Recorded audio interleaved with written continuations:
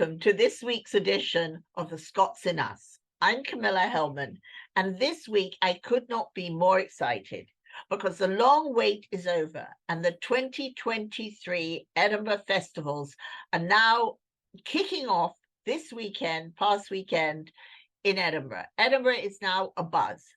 And let's begin with a message from Shona McCarthy, who is the Chief Executive of the Edinburgh Fringe Society.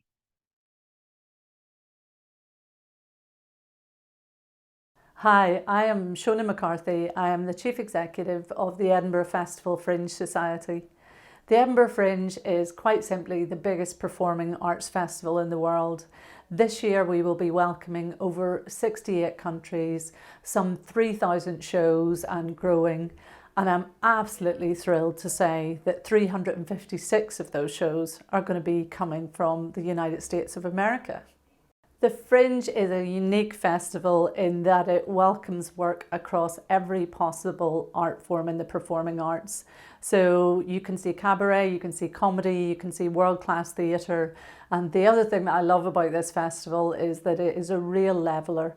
It doesn't matter whether you're an emerging company, whether you're a student company at the starting point of your career, or whether you're an established world-class artist. We have Dame Judi Dench here this year, for example. Everyone is welcome at the Fringe. We have a mantra for this festival: to give anyone a stage and everyone a seat. And it's fundamental to what the Fringe is about, that platform for creative freedom of expression. And we are really looking forward to welcoming you here this year. The Fringe Society itself is the charitable organisation that was set up by artists back in 1958 to help coordinate and provide central services to support the Fringe. The kinds of things that we do are advise, support and give good counsel to artists who want to be part of the festival, provide professional development programmes. We support all of the delegates who come from around the world to look for new talent, to find shows. We support the media who come to review and to cover the festival, and generally support artists to have a positive and good experience whilst they're here, whether that's mental health support, whether that's parents and performing arts care, everything that encourages both artists and audiences to have a good experience tends to sit within the remit of the Fringe Society. The Fringe has had a long and positive history with our friends and colleagues from the theatre and performing arts world in America. Right back from the early days, Jim Haynes, an American ex-military officer from America, came over and was a massive part of the foundations of the Fringe. He also played a key role in founding the Pleasance Theater, which is both a Fringe venue but also a year-round hub of new writing and new theatre work. So Jim played that really important part, was part of the first printed programme at the Fringe as well. Then we go on to the 1960s, and in the 1960s, I think the first Fringe performances from the States were from the University of Southern California, and some of the creatives there brought work from America's amazing kind of creatives like Tennessee Williams and many others.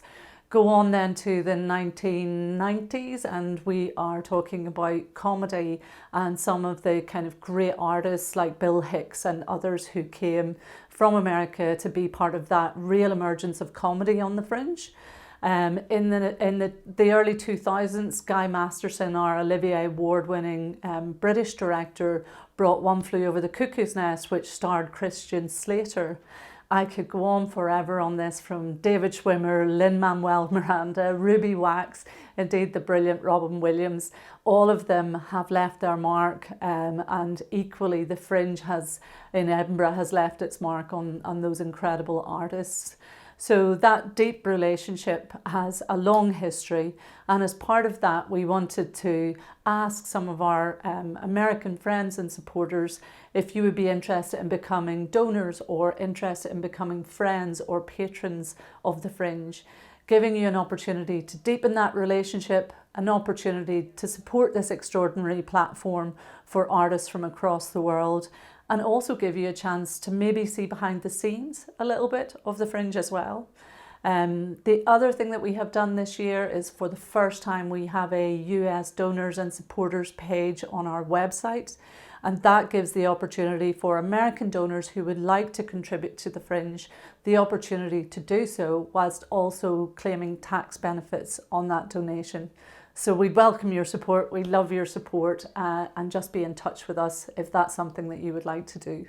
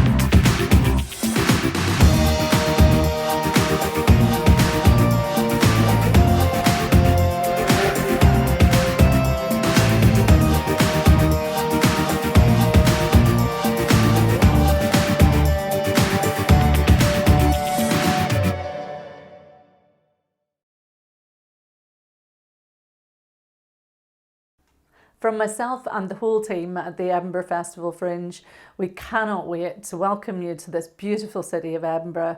We can't wait to see you at the Fringe. It's an explosion of creativity that takes over every nook, every cranny, every stage, every alleyway of this great city during August. So happy Fringe, and we can't wait to see you here.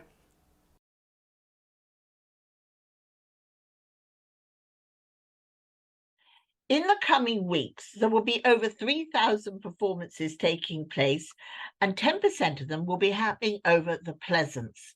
The Pleasance is headed up by Anthony Alderson, and we spoke with him earlier this month, so let's catch up with him here. What are the sort of top 5 that you have as of things that are coming? Well, talking of musicals, first of all, we run a funding scheme called the Charlie Hartill Fund, which has been going for, I think, 18 years now, I think. And what we do is we do a showcase in London, our theatre in London. We had about 100 applications this year, and we then pick one show that we are going to fully fund. Well, this year the quality was so big and so good that we picked 2. One is a musical called Public, which is it's sort of folk music, country folk music. I mean, really, really cleverly composed. The singing and the songs are wonderful. And it's about 5 people trapped in a gender-neutral toilet for an hour as they try and work out all the issues that surround the sort of culture wars that we're having across all of our societies at the moment, to do with trans, to do with all of those identities and so on, and all the difficulties with it, and what comes with cancel culture and so on. So it's a wonderful way, and it's funny, it's charming, it's really, really, really fun, and very clever. So that's one piece. We're doing a lovely piece from a company from Glasgow, which is sort of the history of Edinburgh, and it's musical, called Bampots. And it's a brilliant. And that was the other winner. This has also come through the Charlie Hartill Fund, and it's the history of Scotland, or everything that you would find, all the sort of cliches of Scotland sort of squished into one very, very funny musical show. And for anyone visiting Scotland for the first time, it's a brilliant place to start, because it's irreverent and gorgeous and just lovely. And they're students, and it's just brilliant, really funny, really funny. Where are they students from? From all over. From all over Scotland. They're a company who've come together, but I think predominantly Glasgow, but they've come from all over Scotland. So a fantastic piece of work. Another musical piece, we're doing Tony Blair, the rock opera, which is the political life of Tony Blair, written by a very famous comic in this country called Harry Hill. who has put together this rock opera and is in one of our biggest spaces. And I think it's going to be great. I haven't seen it yet. It's touring the UK at the moment and getting brilliant reviews. So I'm very, very excited to see that coming. And the Comedy of Operas, it's a Spanish company who have put together the sort of first. It takes some of the characters, the sort of cliches of grand opera, and it sets these characters in a completely sung, I suppose, jukebox opera. So if you could imagine all of your favorite arias and duets all in one show, and it's just fantastic. The singing is incredible. They are really, really, really talented opera singers, absolutely some of the best. It's a cast of 5, and it's about those lovely sort of wavering love stories that happen in opera between, you know, one couple and another, and then they swap over, and then someone murders someone else, and then, I mean, it just is fantastic, and it's very funny. But there are moments when you get sort of modern music breaking out of it, and their point is, you know, that actually an awful lot of modern music has come or has been influenced by opera, by these extraordinary composers. But it's just an hour and a half of joy where you get to hear, you know, everything from Mozart, Puccini, right the way through the kind of opera canon. It's just fabulous fun. And it's very gentle.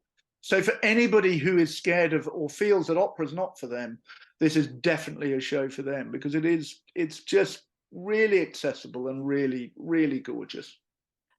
And then you always have, apart from the comedy and the music and everything, you have usually some outstanding key shows. Last year, the Ukrainian ballet was so fantastic and moving.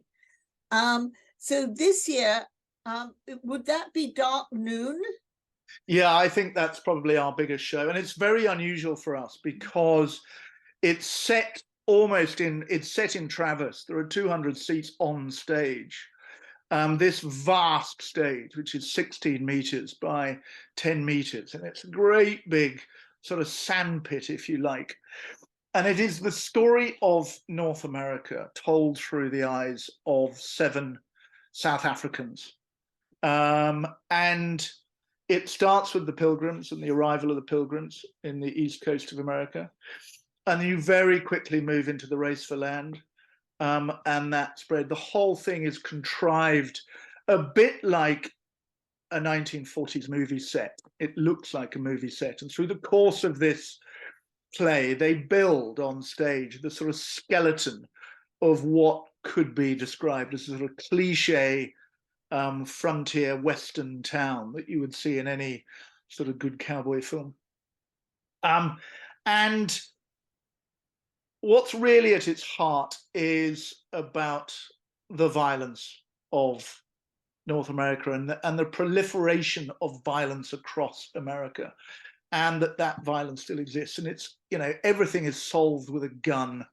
That idea that, you know, that very brutal lifestyle, you know, that frontier, all those people who pushed out into the West, the brutality of that lifestyle. And it takes you right the way through to the 1930s. At one point, they build a railway line right the way through the middle of the set. They build a church. You see the founding of the Bank of America and the rise of capitalism and the rise of the sort of avarice nature of the capitalist sort of ideal, if you like. But then at the very end, the last sort of 5 minutes, it comes to a sort of crashing halt. And you then understand that actually these people are talking about how Europe has spread violence across so much of the world, because actually what they're really mirroring is their own lives through their experiences of apartheid and what happened in South Africa and what continues to happen in South Africa. As we're hearing, many of the productions that are taking place in Edinburgh in the next few weeks are international. And 59 East 59th Street Theatre has just completed a series East of Edinburgh, 13 productions. This is an annual occurrence with them as they support young, new plays and playwriters wending their way across the Atlantic.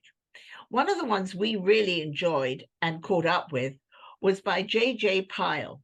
She is the writer and star of How to Find a Husband in 37 Years or Longer.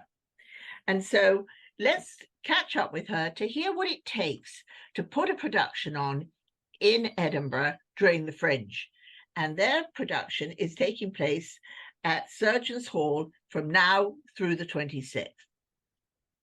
Thank you, everybody, for joining me. I am Avery Withers, and I am the podcast producer for all of American Scottish Foundation's podcasts.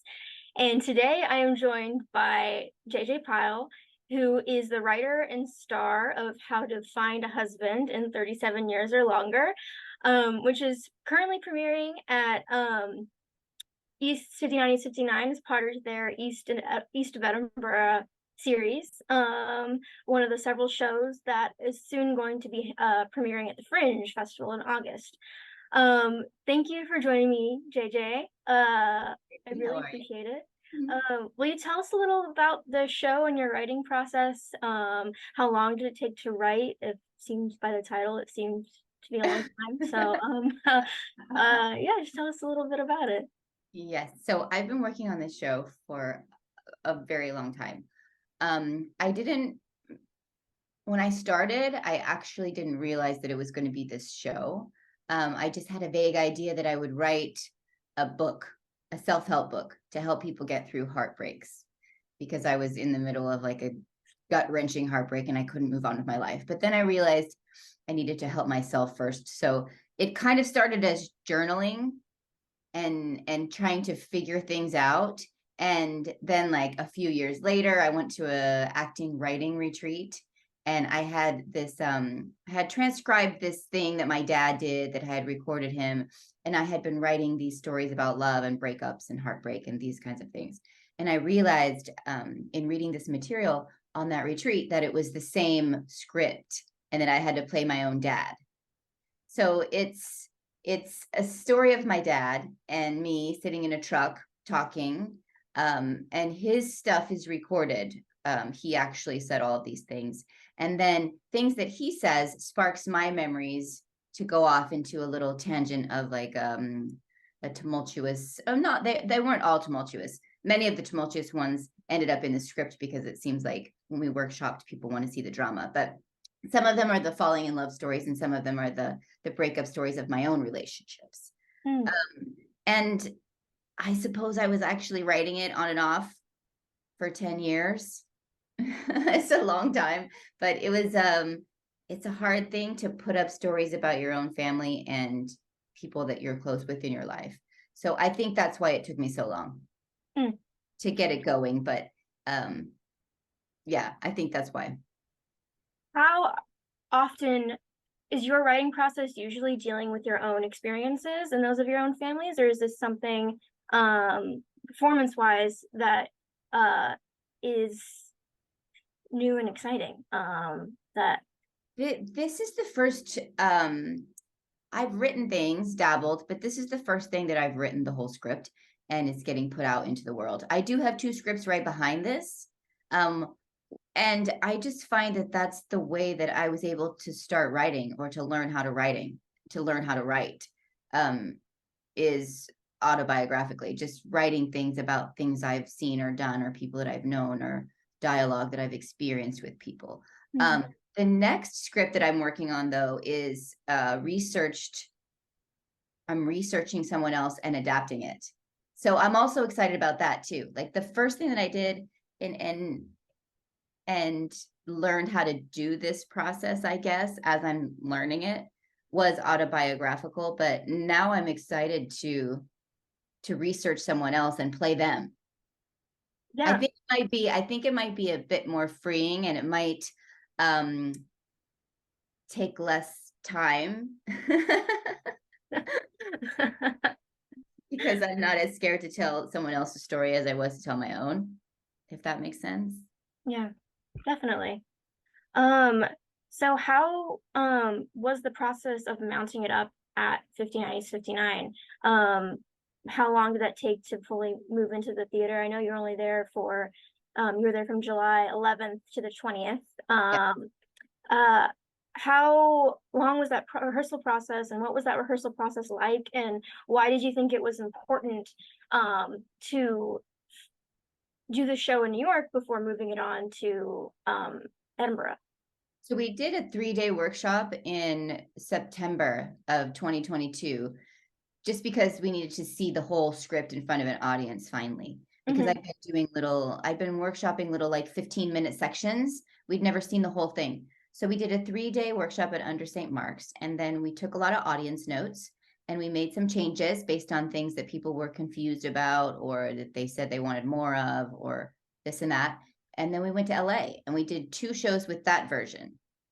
And both of those shows were about 75 minutes long. And so for Edinburgh, I was advised, and most people take a 60-minute version. So then I cut it again to 60 minutes. So we've done all of this process in about 1 year. By the time we go to Edinburgh, it'll be, just like a year that we workshopped and did all of this. So the process with 59 East 59th is basically whoever comes to them first and has their venue already set in Edinburgh. So I went to a meeting there, and Lindsay Jackson was her name, was very helpful. She's the chief executive of Fringe Society or something. She came from Edinburgh, did a meeting, answered all of our questions, gave me very good advice. And I had been talking to Charles at the Space UK, so we were almost ready to sign the contract.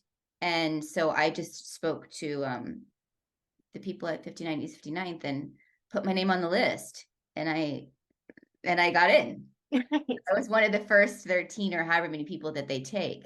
Yeah. And they're really great. They're super organized. Their people reach out to you. They're tech people, they're box office people, all the people. And then when you get into the theater, you have 5 hours of tech, and they pretty much let you be on your own. Like, we hung our own projector. They show us how to run their equipment, and then we just do it. Yeah. It's not, and you can't keep any of your stuff there because they have 13 shows. So it's basically every night we go a half an hour, 45 minutes before the show. We set up, we do the show, we take everything with us, and we leave. So they're trying to get us prepped to be able to get in and out, do something fast once we get over to Edinburgh. Mm-hmm. And I think over there we only get like 2 hours or less of tech. So it's oh wow, so even more condensed than that. Yeah, so it's a good thing to get some practice with. Yeah. That's the shortest tech I think I've ever heard in my life. It seems. Oh God, I'm so scared. Oh my gosh. How we're gonna do it. I wish you all the luck. Why did you, so you said it was like a year-long process essentially of getting the show ready for the Fringe. Yeah. Why did you want to bring the show to the Fringe specifically? Like, what are you hoping to gain by showing the show over there? I've always wanted to go to the Fringe since I've heard about it. Just like the energy, and it just feels like it's going to be like Disneyland theater camp, for adults, and so many shows being in one place, so many people being there for the same reason. Like, it just feels like so hard, especially a solo show, and not even solo shows, to get audience to come out. And in LA, it's even harder when I lived in LA than New York. And it's probably going to be hard to get audience there too, because it's so many shows. But I feel like to be in a place where everybody is there for the sole purpose of seeing shows might feel cool. Mm-hmm. I want to experience it. And I do think that my show could be made into other things. Like, I had 3 times as much material as I have in the show, because it had to get condensed down to a performable length. Yeah. So I think we could make it into a podcast. I think it could be a movie. I think it could be episodic. I think it could be, I just want to get it out in the world and see what we can do with it. I think it could, I'm also excited to move on to the next project because I've been doing this for so long, but I do think there's a lot of little stories here and a lot of funny little things that people relate to in the dating, even marriage world, in the relationship world with family or with your lovers, or, you know, things like that. I think the show has somewhere to move. And I feel like Fringe is the biggest place to take it, to see how it can exponentially expand and grow in a short amount of time. Yeah, that's amazing. Are you looking to, so for your next projects, or do you think you're going to do a similar process? Like, you saying it's not going to take you as long to write, but are you think maybe more Fringe if this is in your future? I mean, maybe. I have to see how this one goes, but it definitely is a process. Yes. That has made me learn really quickly. I've produced things before in LA and some small, you know, little showcasey things in New York, but producing something like this by yourself, and I know there is an option where you can hire producers to do it for you.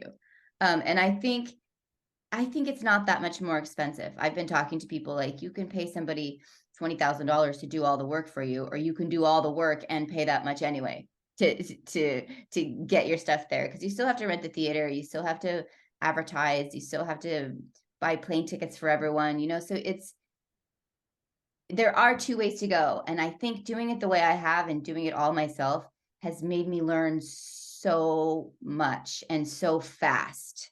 Like, you have to fill every role, essentially. Exactly. Yeah. Exactly. And it's hard to do it while you're actually editing and recutting the show and rehearsing the show and figuring it out. Like, I just now feel like I'm starting to get to the point where I can kind of actually play with the show and play with the audience, just because I feel like my brain is so saturated with everything and trying to remember all the cuts and remember all the lines, and that I'm just like a little bit in a box with the performance. So the last show we had at 59, I felt like for the first time that I could start to play a little bit. It's just because all those other things like kind of seep in there, and you're a little bit tight. But I do feel like I've learned how to do this, and I could do it like next time, you know? So if we want to take the next show there and there were enough benefits in doing it, I would 100% do it again. And I can say that, and I haven't even been yet. So it just feels like such a learning curve. Yeah. In the whole process. You sound like you're in a great spot. So like you like after the show, you know, like really finding a way to find like the spontaneity and the things that you've created that's taken so long to create, but still there seems to be new things coming before taking it to the Fringe. That's so exciting. It's got to be a great feeling.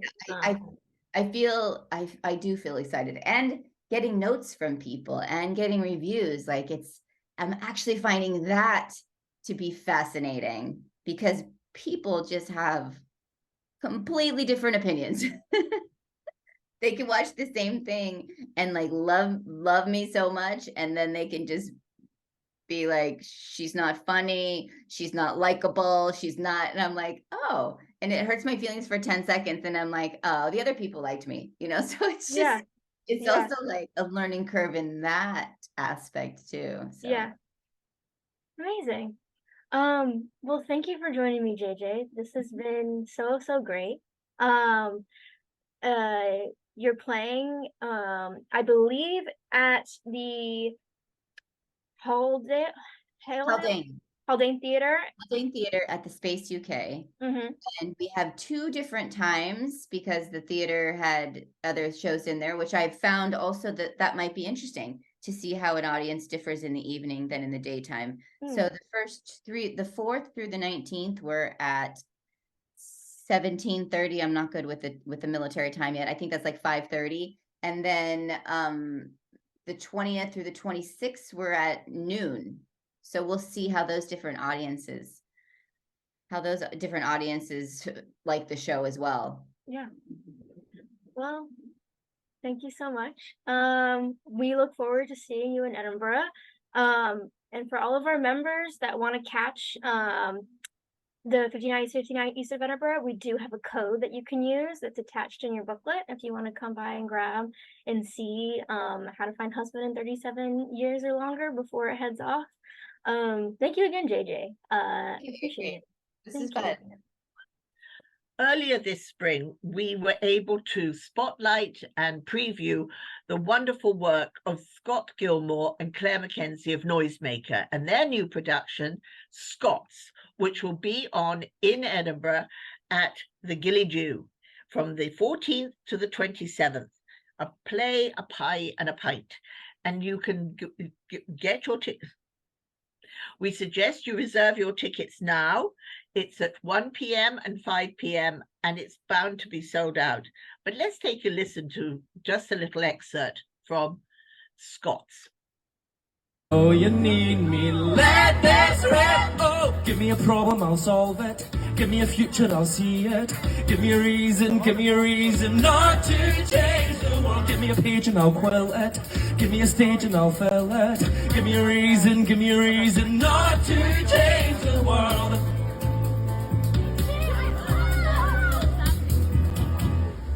I'm William Cullen, and here's my stitch. I keep it cool, so I invented the fringe. James Chalmers gonna leave you down, cause you've been licking my postage stamp. Who's on the phone? It's A.G. Bell, calling to say I built the graphophone as well. What? Pneumatic tires, John Boy, don't go. Oh! Alan McMasters will make your toasters pop. You know you want me to let my license loose. There is so much that's going to be going on. Go to the Edinburgh Festival app to learn more about the tickets you should be purchasing. It is good to have a few markers down of the things you're going to go to. And then as you pass by things, you may drop in and do that. But it's good to try and get a few of them in. So go to edfringe.com and there you'll find all the shows we've been talking about. We'd love to hear from you, to hear about your favorite show so that we can share your news and ideas on our next upcoming episodes. Join us the first and third Monday of the month for more from the Edinburgh Fringe and all the art institutions that we love and hold so dear to us and share our love of Scotland. Thank you for joining us and learn more about the American Scottish Foundation at americanscottishfoundation.org. Thank you for joining us.